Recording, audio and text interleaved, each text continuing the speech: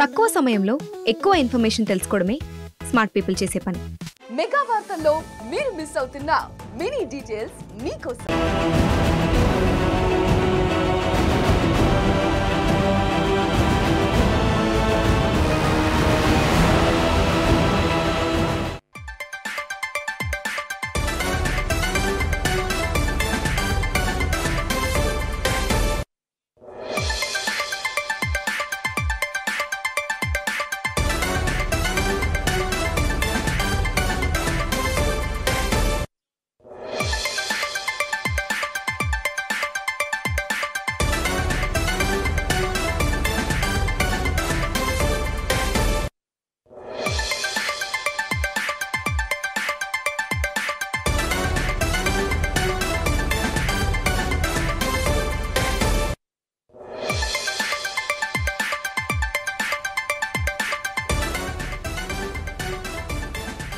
రాష్ట్ర ప్రభుత్వం ఈ నెల 26వ తేదీ నుంచి అమలు చేయబోయే 4 పథకాల కోసం అర్హులు అనర్హులను ఖరారు చేసేందుకు నిర్వహిస్తున్న గ్రామ సభలు రసబసగా మారాయి. అర్హుల ప్రాథమిక జాబితా తప్పుల తడకగా మారింది. ఒక చోట గ్రామ సభలో ప్రకటించినదే తుది జాబితా అని చెబుతుండగా మరో చోట జాబితాలో వచ్చిన పేర్లే ఖరారైనట్టు కాదని అధికారులు సిబ్బంది చెబుతుండడం గందరగోళానికి దారితీసింది. ఇదే సమయంలో ప్రాథమిక జాబితాలో పేర్లు రాని వారు గ్రామ సభలో దరఖాస్తు చేసుకునేందుకు ప్రభుత్వం అవకాశం కల్పించింది.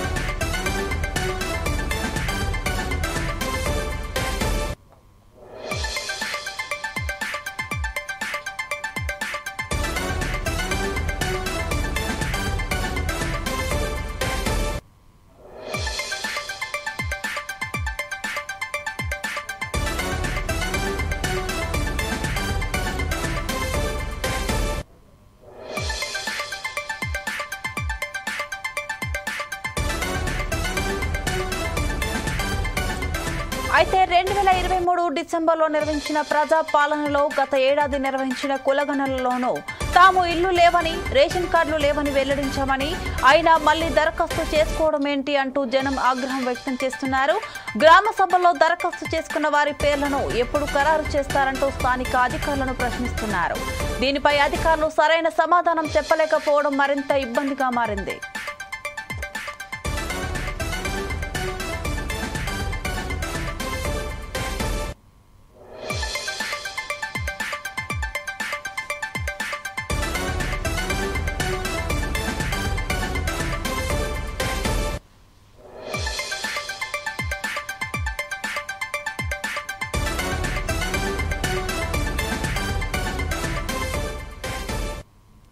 ప్రభుత్వం దగ్గర ఉన్న జాబితాలో లేనివారు ఇందిరమ్మ ఇల్లు, ఇందిరమ్మ ఆత్మీయ భరోసా, రేషన్ కార్డు, రైతు భరోసా పథకాలకు దరఖాస్తు చేసుకునేందుకు ప్రభుత్వం అవకాశం కల్పించింది.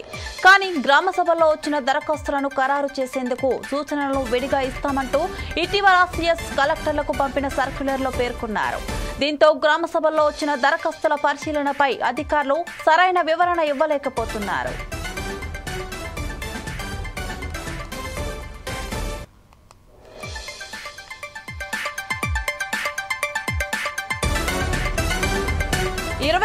అమలు చేయబోయే పథకాల అర్హుల జాబితాలో తమకు అవకాశం ఉండబోదంటూ గ్రామ సభలో దరఖాస్తు చేసుకుంటున్న వారు వాపోతున్నారు. పలు చోట్ల ఘర్షణ వాతావరణం నెలకొంది. 4 పథకాలకు మళ్లీ లక్షల్లో దరఖాస్తులు వచ్చాయి. గ్రామ సభల్లో ఇచ్చిన దరఖాస్తులకు రసీదు ఇవ్వడం లేదు.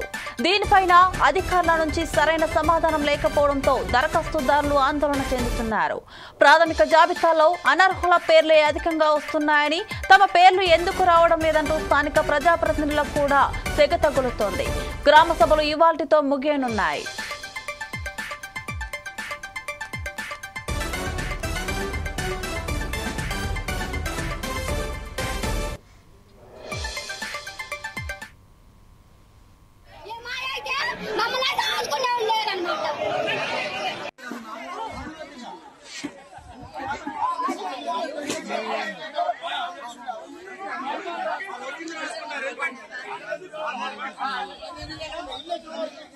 Thank you.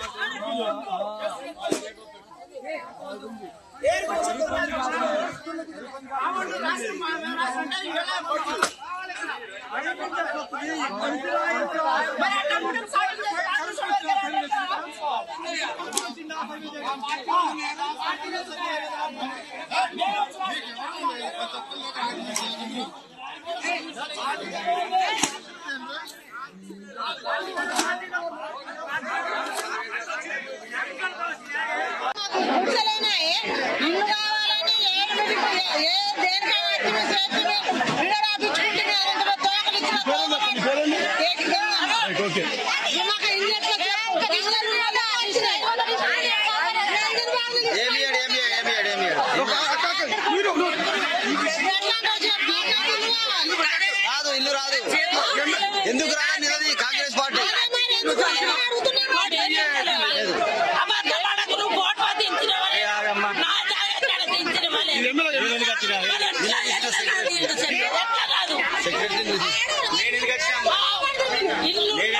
మీ ఊరికి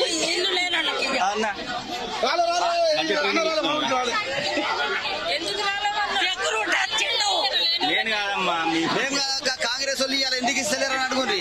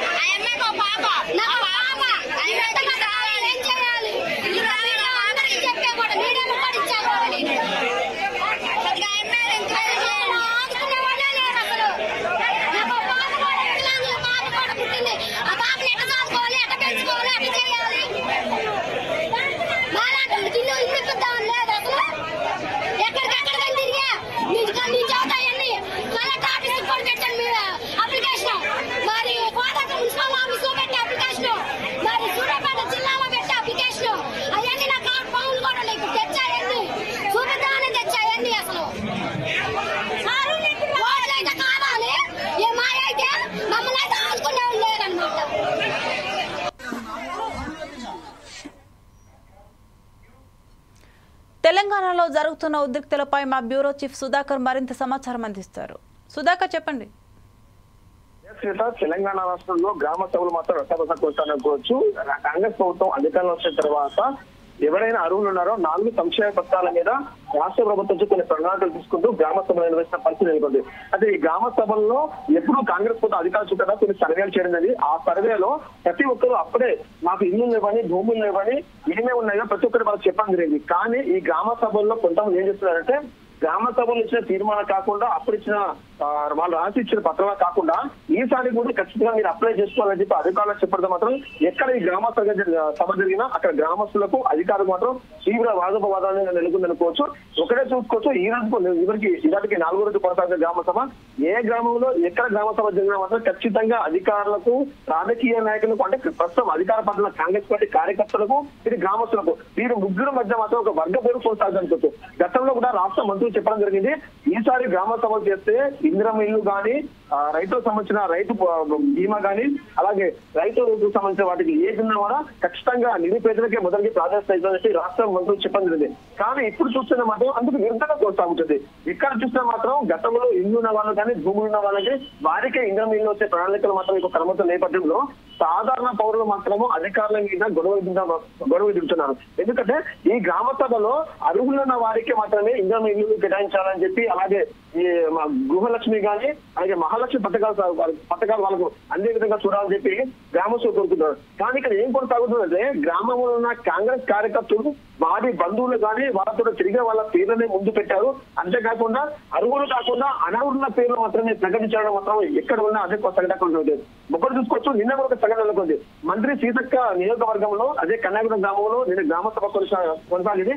ఈ గ్రామ సభలో కూడా ఒక వ్యక్తి అధికారుల ముందే ప్రజాప్రతినిధుల ముందే అక్కడ సూచన చేసుకుని జరిగింది. పిల్లల ముందు ఆగడం జరిగింది.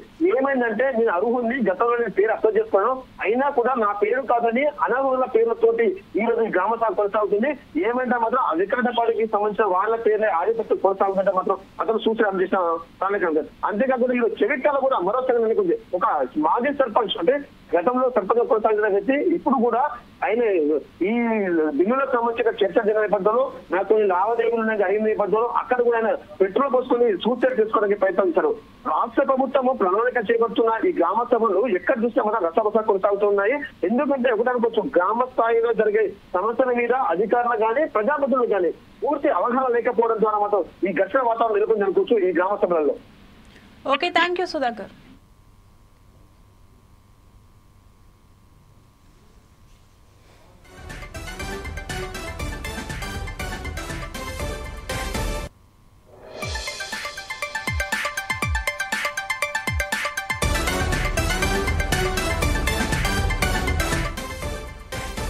కాంగ్రెస్ నేతల బెదిరింపులతో గ్రామ సభలు నడుస్తున్నాయని కేటీఆర్ విమర్శించారు. పోలీస్ పహారాలో గ్రామాలను నింపేసి గ్రామ సభలు నిర్వహిస్తున్నారని తెలిపారు. కాంగ్రెస్ చెప్పిన ప్రజాపాలన ఇదేనా, ఇందిరమ్మ పాలన ఇదేనా అంటూ ప్రశ్నించారు. పోలీసుల ఆంక్షల నడుమ పథకాల అర్హుల గుర్తింపు జరుగుతుందంటూ ఎద్దేవా చేశారు. నవ్విపోతురు కాక నాకేటి సిగ్గు అనే విధంగా కాంగ్రెస్ పాలన ఉందని కేటీఆర్ విమర్శించారు. ప్రభుత్వంపై ప్రజా తిరుగుబాటు మొదలైందని ఆయన అన్నారు. గ్యారంటీల గారడిపై జనగర్జన షురూ అయిందని, అసమర్థ ముఖ్యమంత్రి అసలు స్వరూపం బట్టబయలిందని చెప్పారు. ఇక కాలయాపనతో కాలం సాగదని, అటెన్షన్ డైవర్షన్ ఏమాత్రం చెల్లదని అన్నారు. రేషన్ కార్డులకు సంబంధించి ఈ మేరకు ఆయన స్పందించారు.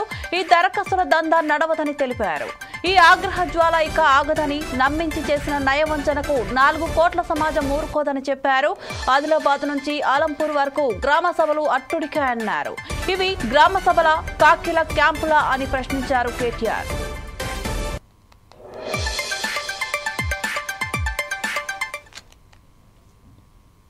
హిందీలో సామెత ఉంది, నాచినాయే ఆంగం తేడా అని. అంటే నాకు డ్యాన్స్ రాకపోతే కిందేదో నేల బాగాలేదు, అంతా ఒడిదుడుకులు ఉన్నాయని, ముఖం బాగాలైతే అద్దం బాగా కొట్టుకున్నట్టు. గ్రామ సభల్లో ప్రజలు అడుగుతున్న ప్రశ్నలకు మీ దగ్గర సమాధానాలు ఉన్నాయా? ప్రజలు ఏమడుగుతున్నారు? 100 రోజుల్లో 6 గ్యారంటీలు అన్నారు, ఏమైందని అడిగారు. ప్రజలు ఏమడుగుతున్నారు? రుణమాఫీ సంగతి ఏమైందని అడుగుతున్నారు. రైతు బంధు 1 రూపాయి ఇప్పటిదాకా వేయలేదు, మీ ప్రభుత్వం వచ్చినాక ఎందుకు వేయలేదు అని అడుగుతున్నారు. వాటికి సమాధానం చెప్పే సత్తా మీ కాడ లేకపోతే మేమేం చేస్తాం? ప్రజలు ఇంకొక మాట కూడా అడుగుతున్నారు. 1,06,00,000 దరఖాస్తులు తీసుకున్నారు మీరు ప్రజాపాలన పేరిట డిసెంబర్ 23లో. ఆ దరఖాస్తులు ఇచ్చినాం కదా రేషన్ కార్డులకు, రైతు భరోసాకు, మళ్ళెందుకు దరఖాస్తు పెట్టాలని అడుగుతున్నారు. ఎవరు తప్పిది? ఆ దరఖాస్తులు ఎక్కడ పోయినాయి? ప్రభుత్వం దగ్గర సమాచారం లేదు. అందుకే ఇవాళ మీరు రాష్ట్ర ప్రభుత్వాన్ని అనేది ఏమంటే, మీరు పరిపాలనలో నిమగ్నం కండి. మీరు ఇతరత్ర కార్యక్రమాలు బంద్ పెట్టి ప్రజలకు మేలు చేసే కార్యక్రమాలు, గ్యారంటీల అమలు, వాటి మీద మీరు దృష్టి పెడితే ఈ నిరసనలు మీకు తప్పుతాయి. లేకపోతే మాత్రం ఇవాళ ఎక్కడన్నా ఒక్క టీఆర్ఎస్ నాయకుడు పాల్గొన్న దాఖలాలు మీరు చూపెడతారా? ఎక్కడికక్కడ ప్రజలు మరలబడుతున్నారు, టెంట్లు ఊలగొడుతున్నారు. రేపు ఇదే తీరుగా కొనసాగితే గవర్నమెంట్ ను కూడా ఏదో దశలో ప్రజలు వాళ్ళు ఖచ్చితంగా తిరస్కరిస్తారు. కాంగ్రెస్ కార్యకర్తలు గ్రామ సభల్లో ఎమ్మెల్యే పాడి కౌశిక్ రెడ్డి పాల్గొన్నారు. ఎమ్మెల్యే రాగానే అధికారులు సభను ప్రారంభించారు. పలు పథకాలకు దరఖాస్తు చేసుకున్న వారిలో ఎంపికైన పేర్ల జాబితాను చదివి వినిపించారు. వెంటనే స్థానికులు ఒక్కసారిగా లేచి అర్హులకు పథకాలు ఎందుకు ఇవ్వడం లేదు అని ప్రశ్నించారు. ఈ సందర్భంగా ప్రభుత్వానికి వ్యతిరేకంగా నినాదాలు చేశారు. అప్పటి వరకు స్టేజ్ మీద ఉన్న ఎమ్మెల్యే కౌశిక్ రెడ్డి ప్రజల మధ్యకు వెళ్లారు. వాళ్ళ మధ్య కూర్చొని సమస్యలు తెలుసుకున్నారు, దరఖాస్తులను పరిశీలించారు. అర్హుల పేర్లు ఎందుకు జాబితాలో లేవో చెప్పాలని అధికారులను ప్రశ్నించారు. ప్రజలు అధికారులను అడిగేందుకు ముందుకు రాకుండా పోలీసులు అడ్డుకున్నారు. దీంతో ఎమ్మెల్యే కుర్చీ నుంచి దిగి కింద కూర్చున్నారు. అర్హులైన అందరికీ పథకాలు అమలు చేయాలని గులాబీ పూలు అందిస్తూ వినూత్న తరహాలో నిరసన తెలిపారు. పథకాలు అమలు నిరంతర ప్రక్రియ అని, పూర్తి స్థాయిలో పథకాలు అమలు కోసం ఉన్నతాధికారుల దృష్టికి తీసుకువెళ్తానని అధికారులు హామీ ఇచ్చారు. దీంతో ఎమ్మెల్యే వెళ్లిపోయారు. గుంట భూమిలో ఎందుకు ఇయ్యరు పన్నెండు వాళ్ళకి ఎందుకు ఇయ్యరు చెప్పు అయితే బాగుందా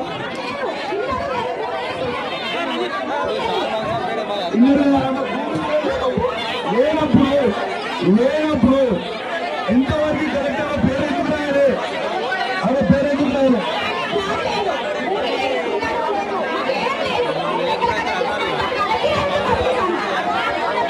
పేరేనక్క అర్హత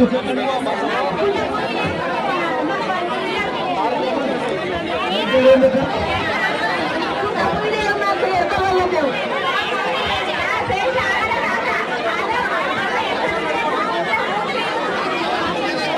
ఇప్పుడు మీరు ఇస్తారు అయ్యా నా జవాబు చెప్పాలి మీరు ఇప్పుడు అధికారులు ప్రభుత్వం తరఫు నుంచి మీరు జవాబు చెప్పిపోయారు మీరు మాకు ఇస్తారు అయ్యా ఇప్పుడు వాళ్ళ 12,000 ఎందుకు ఇయ్యరు వాళ్ళ ఎవరికి గుంట భూమి లేదు ఎందుకు ఇయ్యరు గుంట భూమి లేదు వాళ్ళకి ఇల్లు లేవు ఎందుకు ఇయ్యరు జవాబు చెప్పాలి గ్రామ సభల్లో భాగంగా బాన్సువాడ ఎమ్మెల్యే పోచారం శ్రీనివాసరెడ్డిపై ప్రజలు తిరగబడ్డారు. గ్రామ వార్డు సభల్లో అర్హులను ఎంపిక చేసే ప్రక్రియను ఆయన పర్యవేక్షిస్తున్నారు. గ్రామ వార్డు సభల్లో గందరగోళం నెలకొంటున్న దృష్ట్యా స్థానిక ఎమ్మెల్యేలు అక్కడకు వెళ్లి పరిస్థితిని సమీక్షిస్తున్నారు. ఈ క్రమంలోనే బాన్సువాడ ఎమ్మెల్యే పోచారం శ్రీనివాసరెడ్డిపై గ్రామ సభకు విచ్చేసిన ప్రజలు తిరగబడ్డారు. ప్రభుత్వ పథకాలకు అర్హులను ఎంపిక చేయకుండా అనర్హులను కాంగ్రెస్ కార్యకర్తలను ఎలా ఎంపిక చేస్తారని ఓ వ్యక్తి ఎమ్మెల్యేను నిలదీశాడు. దీనికి సంబంధించిన వీడియో వైరల్ అవుతోంది. పోచారం మాట్లాడుతున్నా వినిపించుకోకుండా ఆ వ్యక్తి గట్టిగా అరిచాడు. ఆ నేపథ్యంలో స్వల్ప ఉద్రిక్తత నెలకొంది.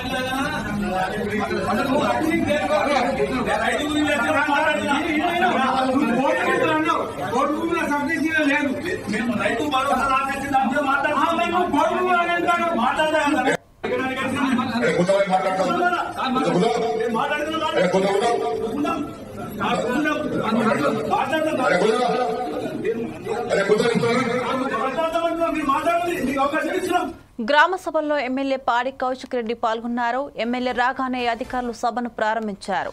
పలు పథకాలకు దరఖాస్తు చేసుకున్న వారిలో ఎంపికైన పేర్లు జాబితాను చదివి వినిపించారు. వెంటనే స్థానికులు ఒక్కసారిగా లేచి అర్హులకు పథకాలు ఎందుకు ఇవ్వడం లేదని ప్రశ్నించారు. ఈ సందర్భంగా ప్రభుత్వానికి వ్యతిరేకంగా నినాదాలు చేశారు. అప్పటి వరకు స్టేజ్ మీద ఉన్న ఎమ్మెల్యే కౌశిక్ రెడ్డి ప్రజల మధ్యకు వెళ్లారు. వాళ్ల మధ్య కూర్చొని సమస్యలు అడిగి తెలుసుకున్నారు. దరఖాస్తులను పరిశీలించారు. అర్హుల పేర్లు ఎందుకు జాబితాలో లేవో చెప్పాలని అధికారులను ప్రశ్నించారు. ప్రజలు అధికారులను అడిగేందుకు ముందుకు రాకుండా పోలీసులు అడ్డుకున్నారు. దీంతో ఎమ్మెల్యే కుర్చీ నుంచి దిగి కింద కూర్చున్నారు. అర్హులైన అందరికీ పథకాలు అమలు చేయాలని గులాబీ పూలు అందిస్తూ వినూత్న తరహాలో నిరసన తెలిపారు. పథకాల అమలు నిరంతర ప్రక్రియ అని, పూర్తి స్థాయిలో పథకాలు అమలు కోసం ఉన్నతాధికారుల దృష్టికి తీసుకువెళ్తామని అధికారులు హామీ ఇచ్చారు. దీంతో ఎమ్మెల్యే వెళ్లిపోయారు.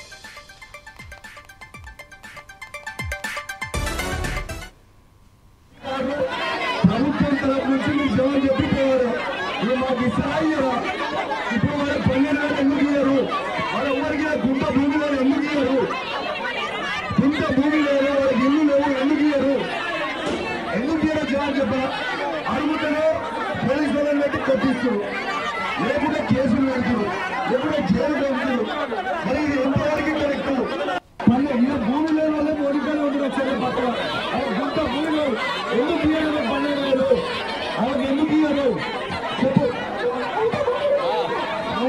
ఉందా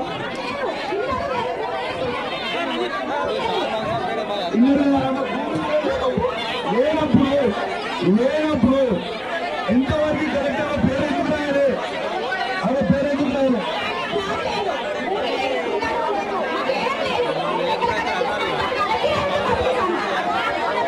పేరేందుక అర్హత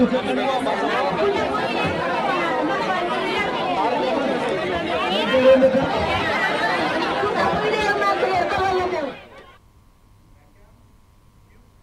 ఇవాల్టితో గ్రామ సభలు ముగియనున్నాయి. ఈ నేపథ్యంలో పలుచోట్ల తీవ్ర ఉద్రిక్తలకు దారితీస్తుంది. అర్హుల జాబితాలో తమ పేర్లు ఎందుకు లేవంటూ ప్రశ్నిస్తున్నారు. అదే అనువుగా ప్రతిపక్షాలు గ్రామ సభలను మరింత రసాబసగా మారుస్తున్నాయి. మొత్తానికి ఈ నెల 26వ తేదీ నుంచి అమలు చేయబోయే 4 పథకాల కోసం లబ్ధిదారుల ఎంపిక ముమ్మరంగా సాగుతోంది. తమ పేర్లు రాని లబ్ధిదారులకు మరో అవకాశం కల్పిస్తామని అధికారులు హామీనిస్తున్నారు. లబ్ధిదారుల ఎంపిక ఎంత పారదర్శకంగా జరుగుతుందో వేచి చూడాలి. ఇది వాటి special drive. Keep watching 4 Sides TV.